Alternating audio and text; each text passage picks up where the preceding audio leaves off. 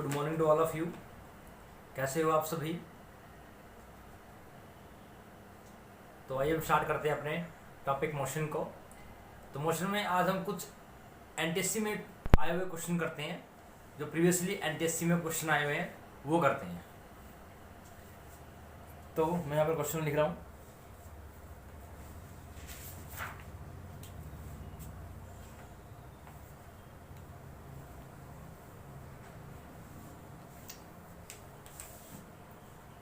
सबसे पहला क्वेश्चन है, आपको ग्राफ दिया हुआ है,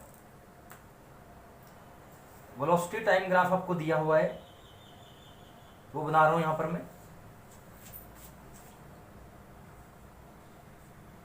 क्वेश्चन नंबर 1,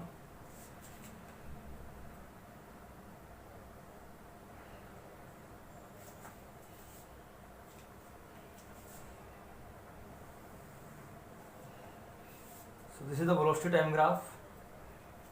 तो यहां पर भी 5 है, यहां पर भी 5, और इस तरफ है आपका 10 तक लिखा हुआ है, 6 तक है। So 1 2 3 4 5 6 7।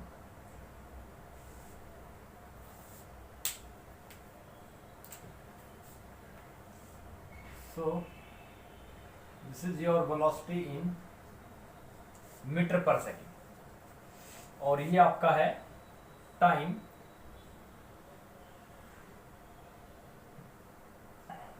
In second. This is 1 2 3 4 5 6 7, and this is -5 and this is 5 -5, ठीक है। और जो ग्राफ है वो किससे बना हुआ है? Graph will be like this.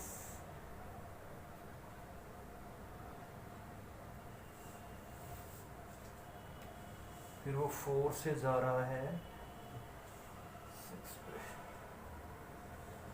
ऐसा बन रहा है graph.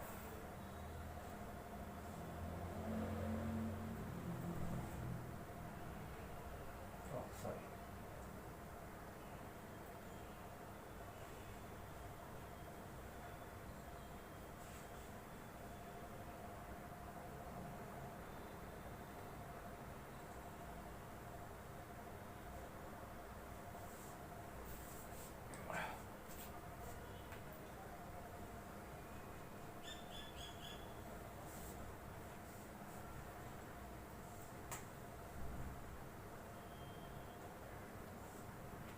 this is your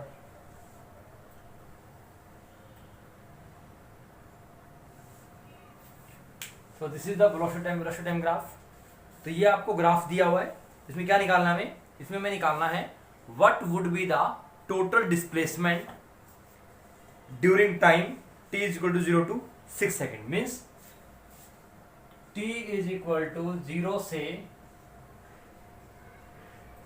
6 second के लिए हमारा डिस्प्लेसमेंट क्या होगा, टोटल डिस्प्लेसमेंट क्या होगा,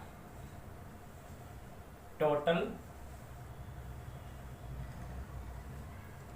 डिस्प्लेसमेंट क्या होगा।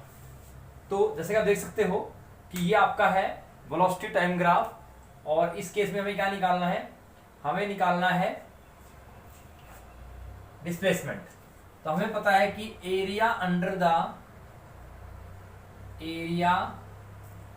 Under the curve for displacement time graph will tell us about distance or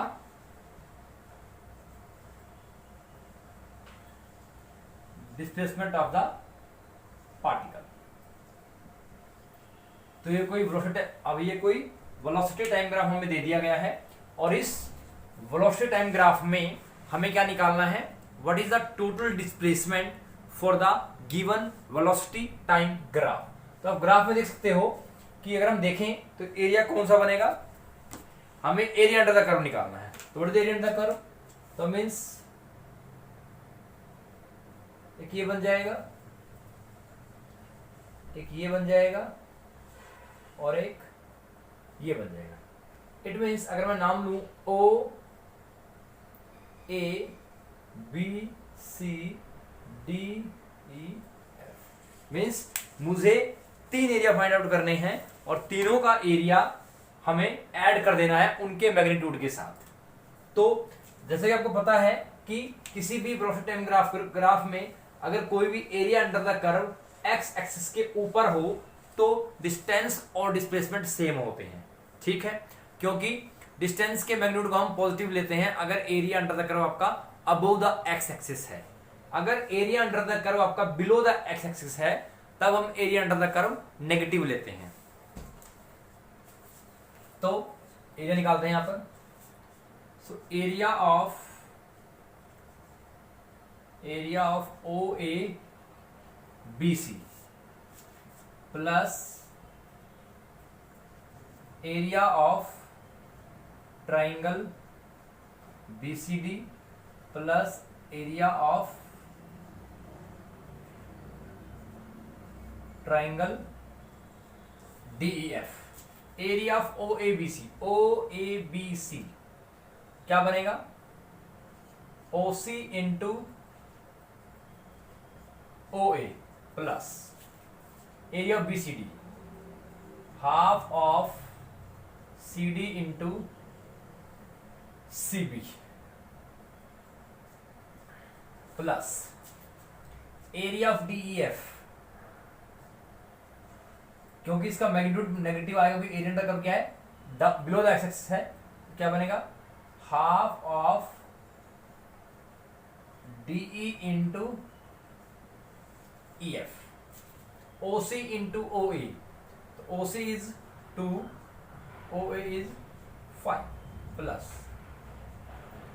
half into C D is 2, C B is 5 plus half of DE is 2 into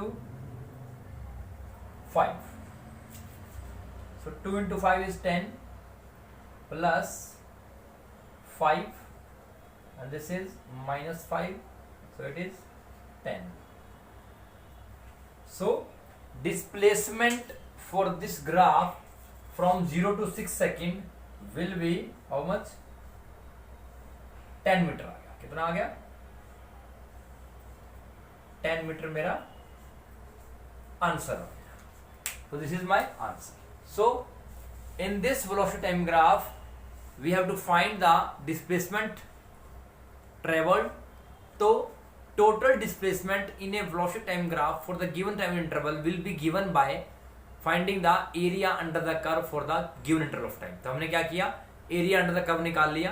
तो इसमें क्या करेंगे, इसमें देखिए ध्यान रखनी है कि जो आपका area below the x axis है उसका मैग्नीट्यूड नेगेटिव लेंगे और जो एरिया अंडर द कर्व आपका अबोव द एक्स एक्सिस है उसका एरिया अंडर द कर्व लेंगे, पॉजिटिव लेंगे और फिर हम नॉर्मली कैलकुलेशन करेंगे और हमें आंसर मिल जाएगा। So in this way we can find the displacement of the velocity time graph. ठीक है, नेक्स्ट क्वेश्चन देखते हैं अब हम।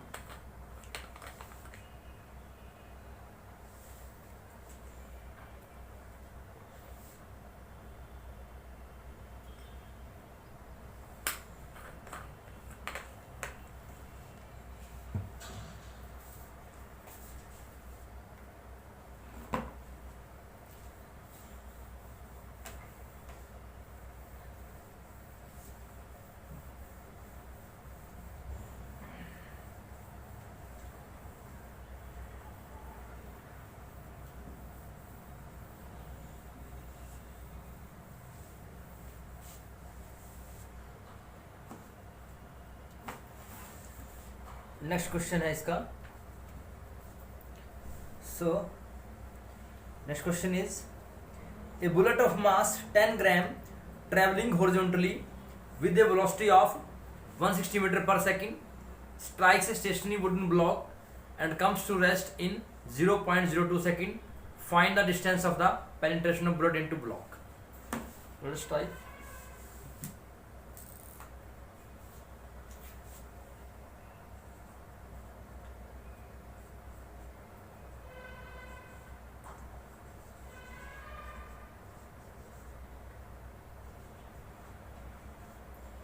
A bullet of 10 gram traveling horizontally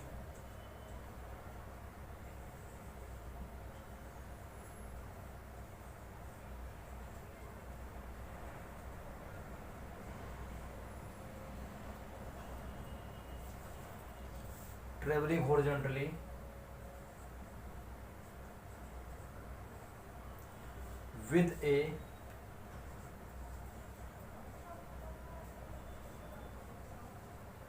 velocity of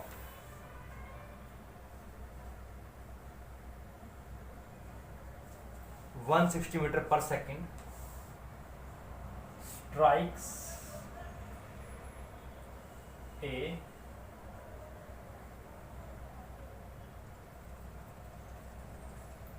stationary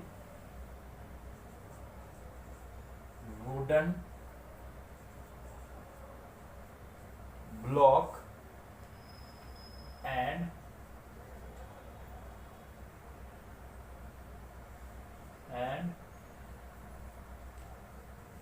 comes to rest in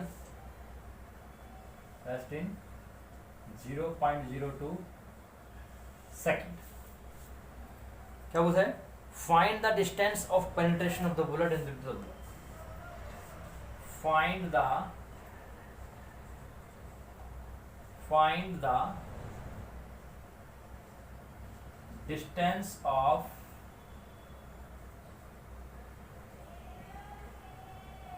penetration of bullet into the block. तो क्या निकालना है इसमें? एक बुलेट है 10 ग्राम की, वो हॉरिजॉन्टली मूव कर रही है, उसकी वेलोसिटी कितनी है? 160 मीटर पर सेकंड है, जो कि एक स्टेशनरी वुडन ब्लॉक पे स्ट्राइक करती है और स्ट्राइक करते ही वो बुलेट रेस्ट पे आ जाती है 0.02 सेकंड में. आपको निकालना है कि इसका मतलब क्या हुआ कि बुलेट लकड़ी के ब्लॉक के अंदर धस गई, तो धसने के बाद उसने कितना डिस्टेंस ट्रेवल, मींस वो लकड़ी के अंदर बुलेट कितने डिस्टेंस तक धस गई, वो निकालना है. तो गिवन चेक कर ले पहले. गिवन इसमें है u कितना है? 160 metre per second. comes to rest in the time is 0.02 second. So u is 160 meter per second and comes to rest in 0.02 में time is this, u है, t है, और जब वो रेस्ट पे आ जाएगा उसकी फाइनल वेलोसिटी क्या हो जाएगी? 0 हो जाएगी. हमें क्या निकालना है? Distance of penetration. तो इस क्वेश्चन में अगर हम देखें, हमारे पास a नहीं है, क्योंकि या तो मेरा ऑप्शन क्या है, v equal to u plus a t. पहली इक्वेशन से मैं a निकाल लूं, वो जो a आएगा उससे मैं s निकाल सकता हूं. ठीक है.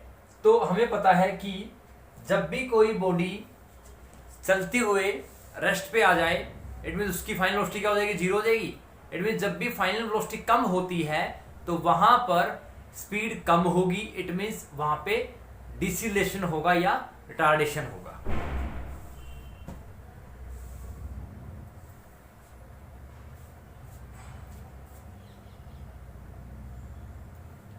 ठीक है.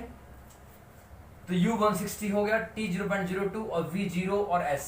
तो पहले हम पहली इक्वेशन मोशन से v is equal to u plus a t. v 0 है, it is 160 plus a into 0.02. तो a will be equal to minus 160. तो a कितना आ गया? a is equal to minus 160 और 2 0 और आ जाएंगी, 2 से किया. a कितना आ गया? माइनस 8000 मीटर ए कितना आ गया, ए हमारा आ गया माइनस का 8000 मीटर पर सेकंड स्क्वायर। ठीक, एस निकालना है, s is equal to u t plus half a t square. U t, u is 160, 0.02 plus half, a is minus 8000 and time is how much, 0.02 का स्क्वायर। तो कितना हो गया, 16 दूनी 32, कितना हो जाएगा,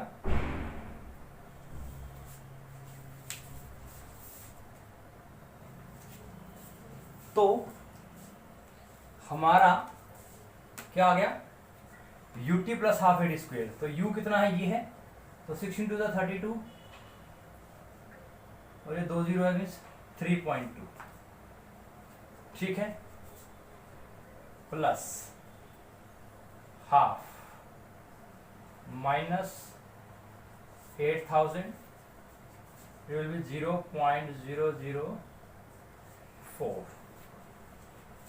so 3.2 प्लस 400 के 16 माइनस का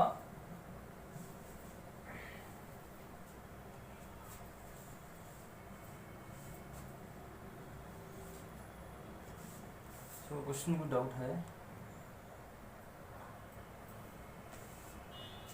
तो 3.2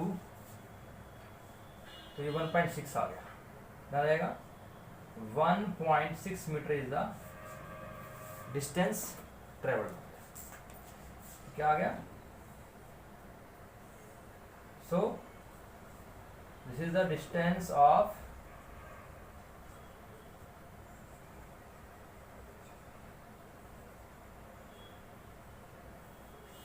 क्या आ गया, 1.6 metre is the distance of penetration, that is 1.6 metre. ठीक, तो इस तरीके से हम इस क्वेश्चन को निकालें। नेक्स्ट क्वेश्चन देखते हैं अपना।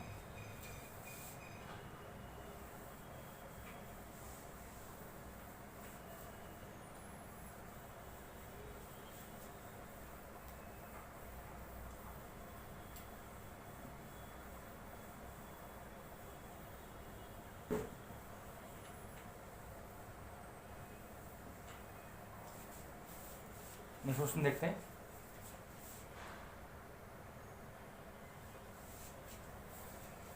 नेक्स्ट क्वेश्चन है आपका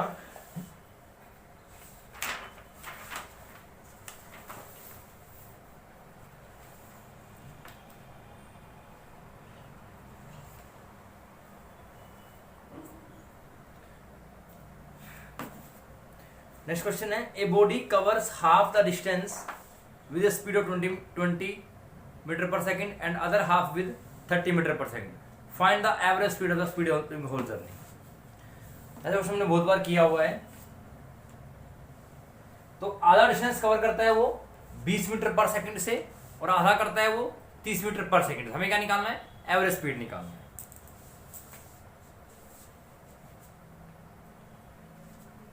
तो क्वेश्चन क्या है, a body covers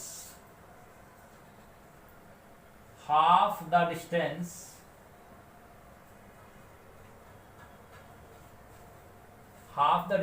in half distance with 20 meter per second and half with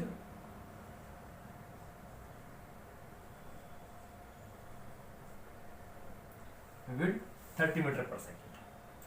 तो आधा डिस्टेंस कवर करता है वो 20 मीटर पर सेकेंड से और आधा करता है वो 30 मीटर पर सेकेंड से। So find the average speed of whole journey. तो हमें क्या निकालना है, एवरेज स्पीड निकालनी है। तो डायग्राम बनाते हैं यहां पर। हाफ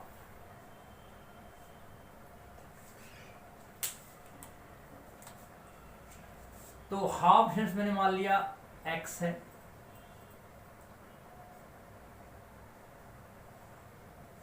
ठीक, आधा x आधा x।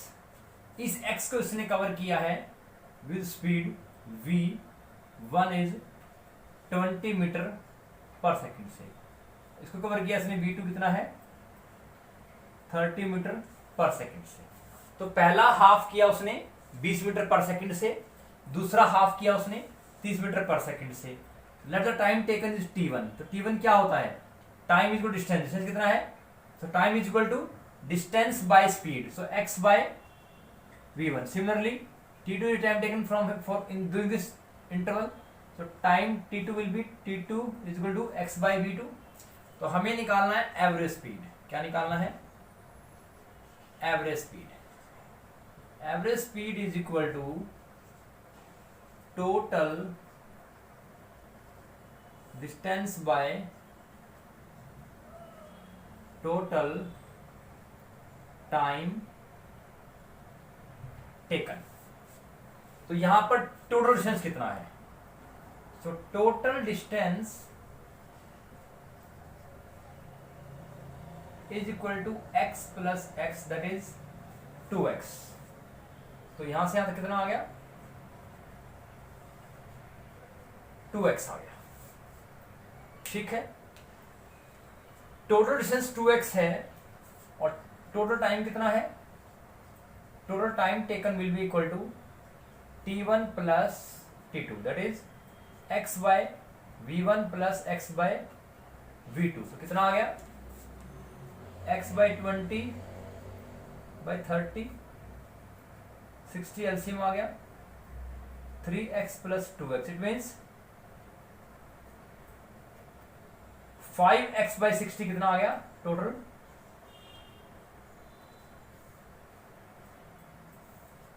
टोटल टाइम आ गया, और टोटल डिस्टेंस कितना आ गया, 2x आ गया। तो बस फॉर्मूला क्या है, टोटल डिस्टेंस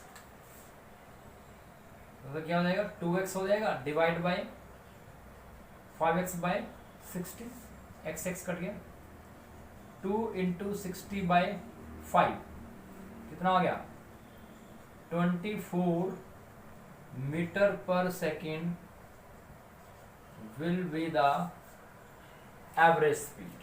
क्या आ जाएगा,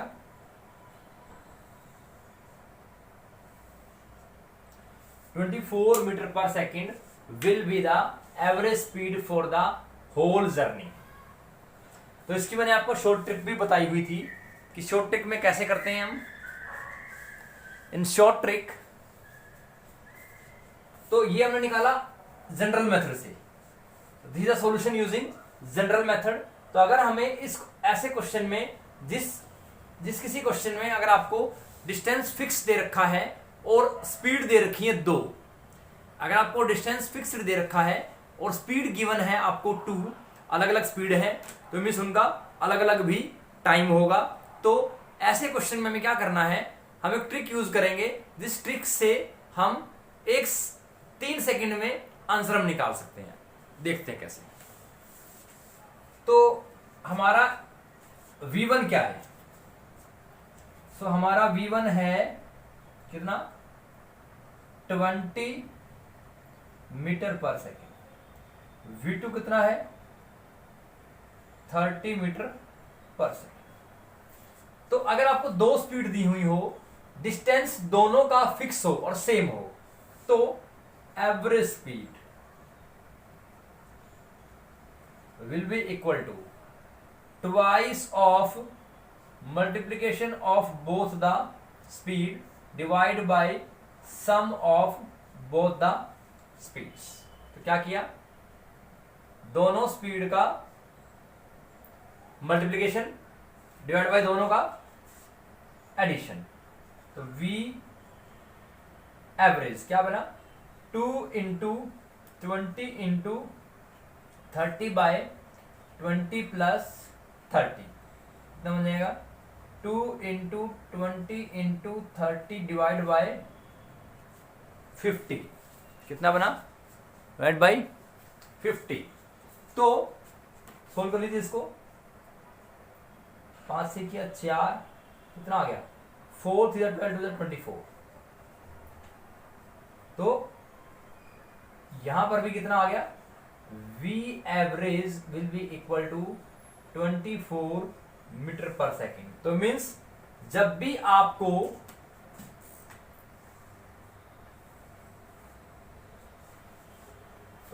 आपको दो स्पीड दी गई हो और उन दोनों स्पीड के लिए दो डिस्टेंस सेम हो, तो उस केस में अगर आपको एवरेज स्पीड निकालना हो तो क्या करेंगे हम, you will just use the trick. अगर एमसीक्यू है, क्योंकि एमसीक्यू आता है एनटीएससी में, तो क्या होगा, वहां पे बस ध्यान रखना है कि वहां पर दोनों डिस्टेंस सेम हो, फिक्स हो और सेम हो, ठीक है। तो उस केस में कुछ नहीं करना, आपको सिर्फ ट्रिक यूज करनी है, क्या, twice of multiplication of both the speed divide by sum of both the speeds. For example v1 था 20, v2 था 30, तो twice of v1 into v2 20 into 30 divide by 20 plus 30, तो कितना आ गया 50। 0 0 कैंसिल कर दिया, 5 के 20, 4 3 12 और 2 24, कितना आंसर है 24। तो आप चेक कर लीजिए कि ये भी 24 और ये भी 24। इट मीन्स तो एमसीक्यू में हमें अपना टाइम भी बचाना है, वो भी इंपॉर्टेंट है, बट तरीका तब यूज करना है ये वाला जब आपको सेटिस्फाइड हो कि हाँ ये तरीका बिल्कुल सही लगा रहा हूं, इस क्वेश्चन के हिसाब से ऐसा ही होगा, ठीक है। तो अभी हमने 2 के लिए किया, so now we will try for 3। तो सपोज करो अब हम चेक करते हैं कि क्या ये फॉर्मूला ऐसा ही हर एक स्पीड के लिए होगा। मान लीजिए हमारे पास 3 स्पीड है, मान लो इसमें एक पार्ट और बना देते हैं यहां पर, ठीक है। तो ये कितना हो जाएगा, 3x हो जाएगा, दिस इज ऑल्सो x। यहां t3 कर देते हैं, t3 मान लीजिए 60 मीटर पर सेकंड है, ठीक है। तो सॉरी ये है v3, स्पीड v3 ये दे रखी है, और t3 क्या होगा, x/60 होगा। तो उस केस में x/v3 कर लेते हैं इसको, ठीक है। तो उस केस में ये क्या होगा, प्लस में x/v3, इट मीन्स प्लस में x/60। तो उस केस में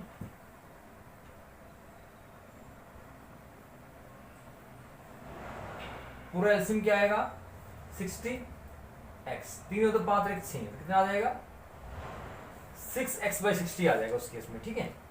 तो और कितना था, टोटल डिस्टेंस कितना था, 3x हो जाएगा।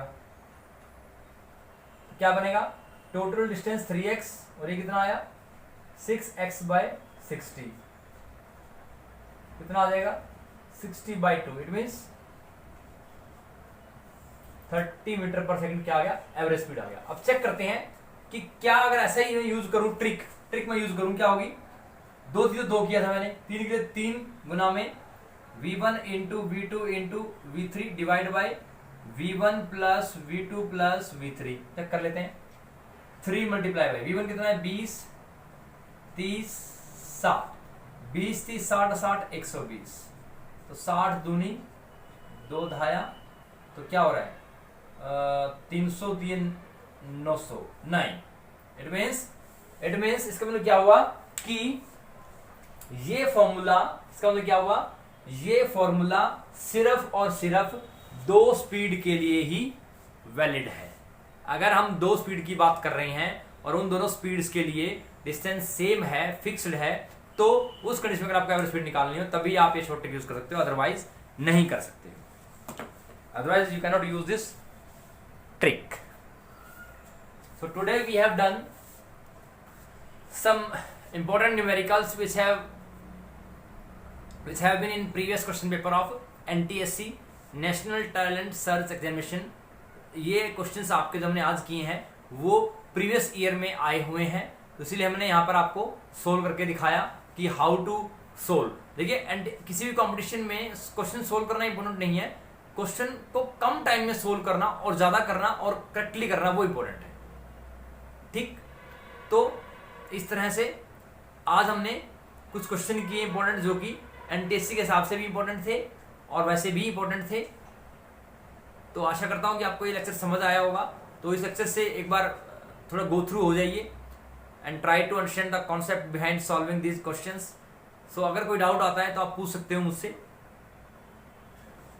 सो try to practice more and more numericals, because देखिए प्रैक्टिस करोगे तो ही कुछ हो पाएगा। और ये फिजिक्स है, फिजिक्स इतनी आसान नहीं है, क्योंकि फिजिक्स के साथ आपको मैथमेटिक्स भी आना जरूरी है। बाकी साइंस में केमिस्ट्री और बायो आप कर लोगे, लेकिन फिजिक्स को करने के लिए आपको मैथमेटिकली स्ट्रोंग होना जरूरी है, तभी आप क्वेश्चंस को कर पाएंगे। ठीक है, तो काइंडली इन क्वेश्चंस को ट्राई कीजिए, और कोई डाउट आता है तो मुझसे पूछिए। तब तक अपना ध्यान रखिए, अपने घरों पे रहिए, सुरक्षित रहिए। Thank you so much.